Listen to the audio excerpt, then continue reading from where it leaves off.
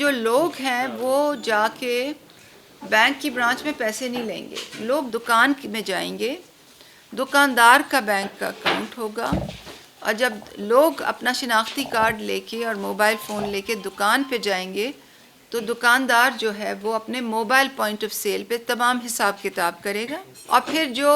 اگر 3,000 کی خریداری ہوئی، میں ایک مثال کے طور پہ بتا رہی ہوں، 3,000 کی خریداری ہوئی تو 2,000 کسٹمر دے گا، یعنی کہ جو گاہک ہے وہ 2,000 دے گا، 1,000 روپے حکومت دے گی، اور حکومت اکاؤنٹ میں دے گی دکاندار کے،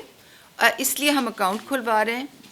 اور اوپر سے حکومت کمیشن بھی دے گی دکاندار کو، کیونکہ اس ٹائم پہ حکومت کے اس نظام میں یہ تمام دکاندار بھائی جو ہیں ہمارے ساتھ تعاون کر رہے ہیں اس رعایت کے نظام کو چلانے میں، تو یہ ان کو کمیشن دینا، ایک اچھی خاطر خواہ کمیشن دینا ان کا بنتا ہے، ان کا حق بنتا ہے۔ اور اس کے علاوہ ہر